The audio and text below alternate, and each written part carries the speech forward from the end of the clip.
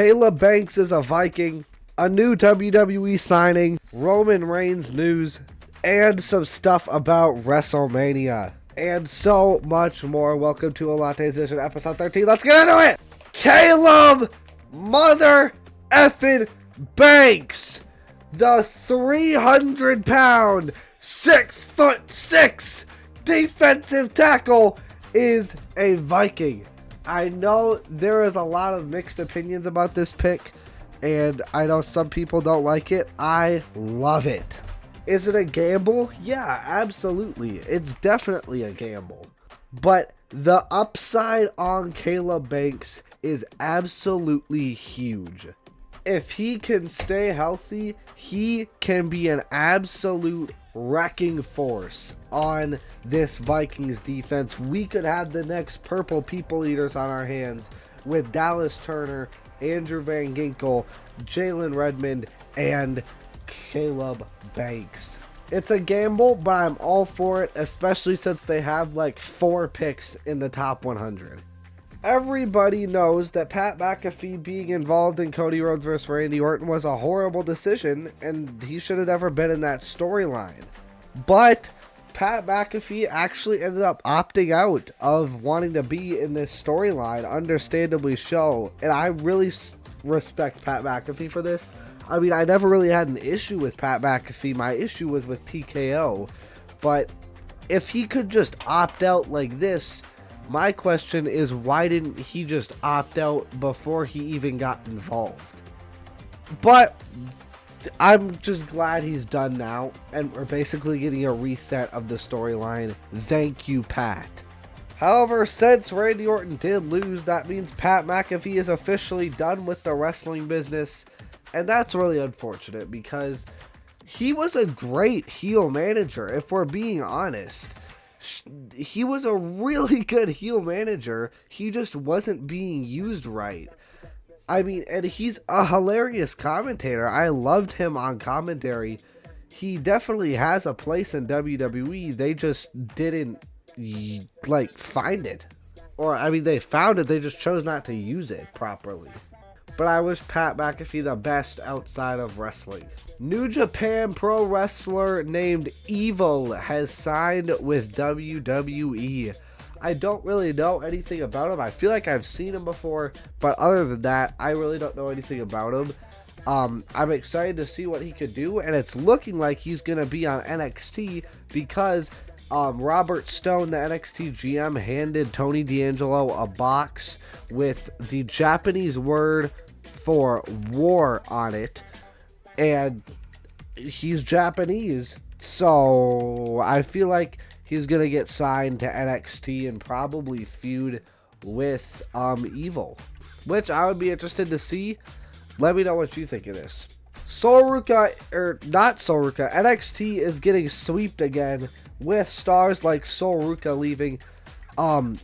She made an Instagram post saying, "Thank you NXT, it's been real," indicating her call up to the main roster, and I can't fucking wait to see Soruka on the main roster, but NXT is kind of getting booty fucked, especially since JC Jane might getting called up too. But this is just what happens. I'm really excited to see Soruka on the main roster.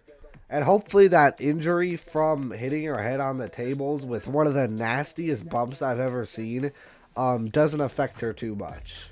Hope Soruka gets well soon, and I can't wait to see where she goes on the main roster because she's going to be an absolute megastar.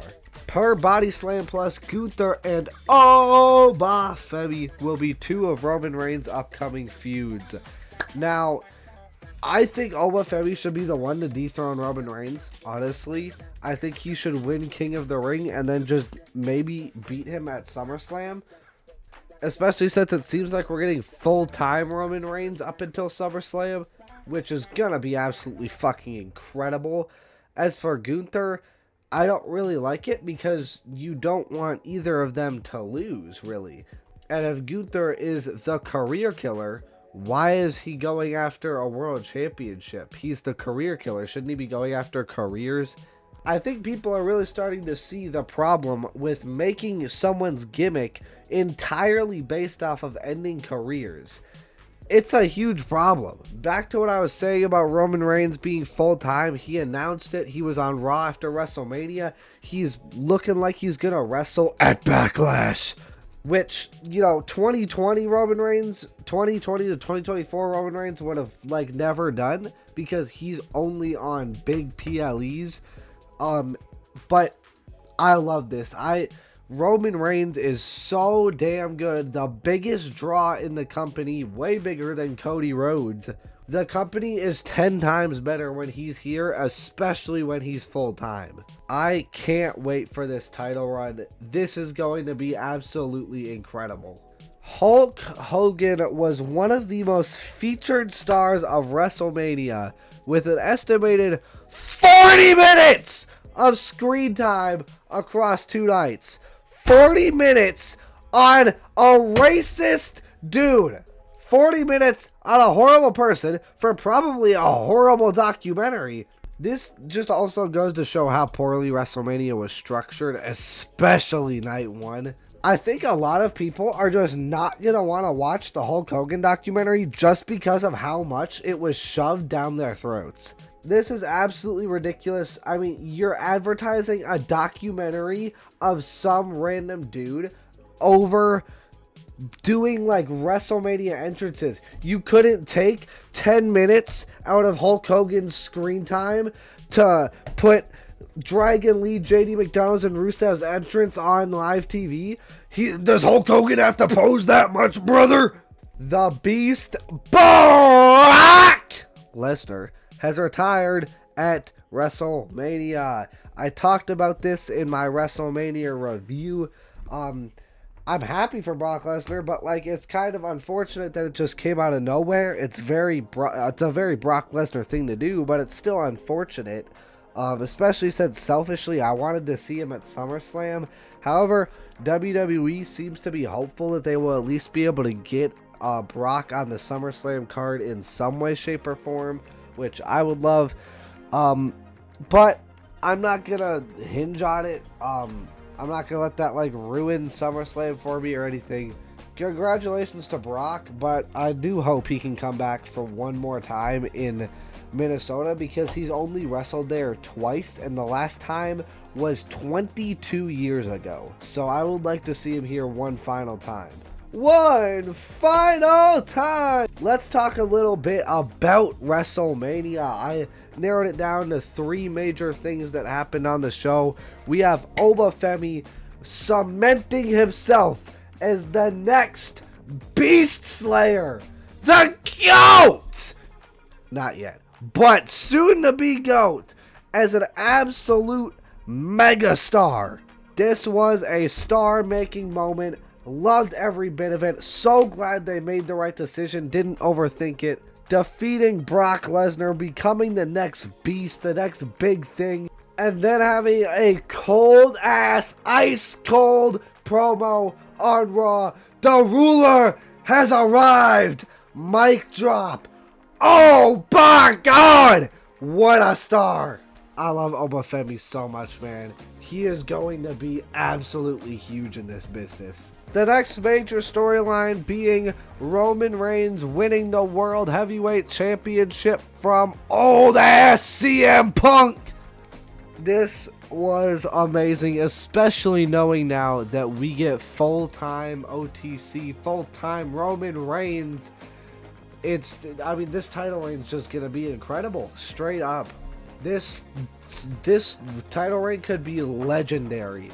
We've had full-time Roman Reigns title runs before, I believe, but it wasn't when he was the tribal chief. And now we do. I am just unbelievably excited. And this match was one of the best matches I've ever seen, if not the best. The storytelling was incredible, and I absolutely loved the poetic ending of CM Punk hitting a GTS, Roman bouncing off the ropes, falling back on his shoulders. We've seen that before. When we saw that, we knew the match was over. Nobody's kicking out of that. It's like his super finisher. Punk got up and then stood there for a good 10 seconds, and then he couldn't hold the weight of the company on his back because he is too old, and Roman fell off his shoulders, allowing him to hit a spear and win.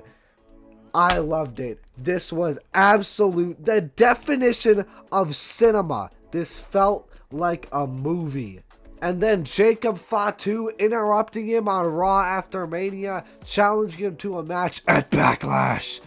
If we do get this match, it would be incredible, especially the post-match dynamic. Does Jacob turn heel? Does he still go after Roman? Does he join the bloodline? Does he acknowledge Roman? There's questions, and I love it. And the last major storyline, Paige, after 8 years of being gone, has returned to WWE, being in a tag team match with Brie Bella, replacing Nikki Bella. And I think it's awesome that we're seeing so many of these women's wrestlers from the Divas era return and get the time of day that they deserved but never got. Like Paige, like AJ Lee, like the Bella Twins. I absolutely love it.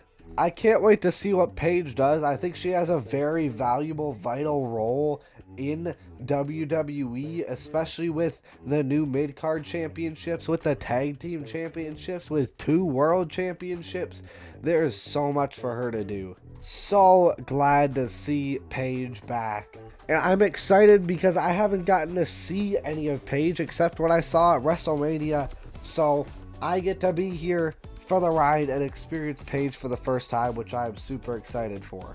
The original pitch for Cody Rhodes versus Randy Orton was Aleister Black being the one on the phone instead of Pat McAfee. Sorry, Pat McAfee! And this makes a lot more sense than Pat McAfee, I'll tell you that. This would have been so much better. I mean, I would have loved this. I mean, I think Aleister Black could still get involved in this storyline because we saw Aleister Black in the background of all the segments with Pat McAfee and Randy Orton, or almost all of them. I really hope that they do reinsert Aleister Black because he's the reason Randy Orton turned heel pretty much. So he absolutely deserves to be involved in this storyline.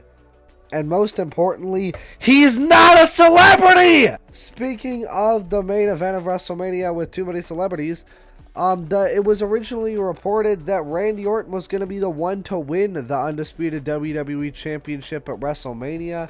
But the reason that it changed to Cody Rhodes, or should I say Cody Hogan, is because the WWE reportedly knew the storyline was going to move on and keep going, and they wanted to save the title change for a bigger time or a better time, which honestly, I know I don't like the decision of Cody Rhodes winning either, but this is the only way I'm willing to accept it, and we'll find out for sure if this is true or not tonight on SmackDown. So if this is the reason why Cody retained, I'm on board.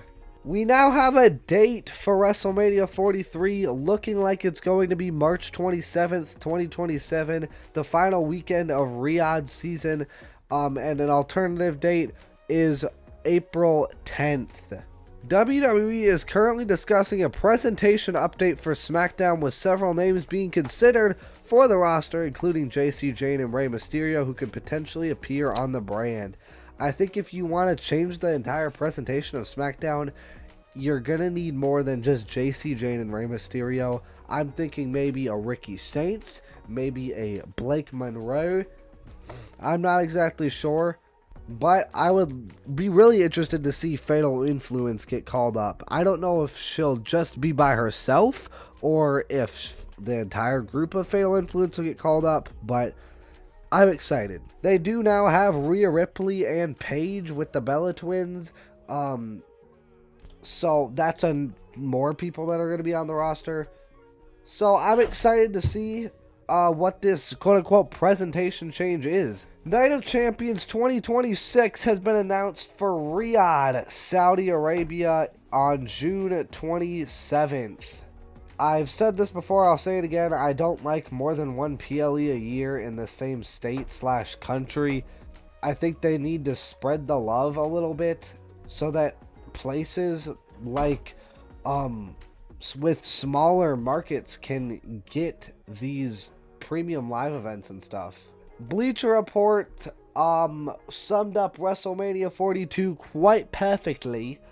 If, quote, if WWE is more like Night 2 than Night 1 moving forward, order might just be restored. Fittingly, Night 2 felt like WWE actually had creative control, whereas Night 1 was TKO's attempt at thinking it knows how to run a wrestling show. Couldn't have said it better myself.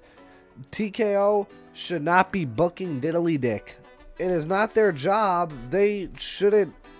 They just shouldn't be involved. They don't understand wrestling. It's so obvious that they don't understand it. Every time, and I mean every time they get involved, it is a brain dead, batshit, baffling, insanely stupid, utterly butt juice decision.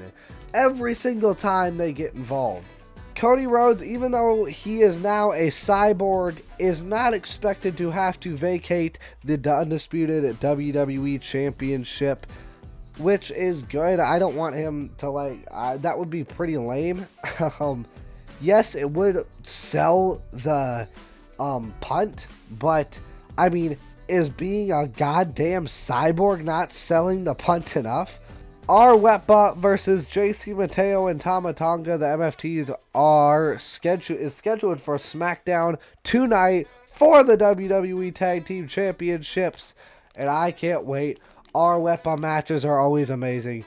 I forgot to say, but let's preview SmackDown. We have that match. We have Rhea Bloody Ripley joining SmackDown as the new WWE Women's Champion after defeating Jade Cargill in what I might add was an absolutely incredible match. And Trick Williams celebrate with Lil Yachty, yippee, after capturing the United States title. Julia versus Tiffany Stratton for the Women's United States Championship. Tiffany Stratton needs to win this, please. No offense to Julia, but Tiffany just needs to win. Paige joins Brie Bella on SmackDown after capturing the WWE Women's Tag Team titles. Hopefully soon Paige just vacates it and gives it to Nikki Bella. Hell, maybe she can turn heel just like what Becky Lynch did last year with Lyra. And Jacob Fatu will be live on SmackDown after confronting Roman Reigns on Raw. And I assume that both Cody and Randy are going to be there. If they didn't have them be there, that would be utterly stupid. However, that wouldn't be the first stupid decision WWE has made. That's going to be it, though, for this video. Thank you all so much for watching. Let me know your thoughts on any of this. Like and subscribe if you want. Thank you so much for watching. Like and subscribe if you want, and